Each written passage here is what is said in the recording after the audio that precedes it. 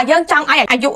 68ហើយនៅតែរឹងមាំអាចដើរបានអាចធ្វើការបានមិនចាំបាច់មានអ្នកគ្រាមិនចាំបាច់មានអ្នកបញ្ចុកបាយមិនចាំបាច់មានអ្នកលាងគូតឲ្យដឹងត្រូវធ្វើម៉េចហើយគឺហាត់ប្រាណជាប្រចាំមក eye scan ទាំងអស់នេះគឺបង្ហាញពីសារៈសំខាន់នៃការហាត់ប្រាណអញ្ចឹងទោះបីជាយើងអាយុច្រើនមិនក៏ដោយទោះបីជាយើងមិនបានហាត់ដូចក្មេងក៏ដោយមួយថ្ងៃក៏ដើរឲ្យបាន30 40ឬក៏1ម៉ោងគឺកាន់តែល្អណា30នាទី40នាទីអញ្ចឹងដូច្នេះហើយតន់យើងនៅរឹងមាំកុំចាំដល់ហួសពេលចាំហាត់ប្រាណហើយលំហាត់ប្រាណមានច្រើនប្រភេទបងប្អូនអាចធ្វើប្រភេទអីក៏បានដែរ yoga jogging រត់ត្រឹកឬក៏hit high intensity ឬក៏លំហាត់ប្រាណផ្សេងការជិះកង់ការរត់ណា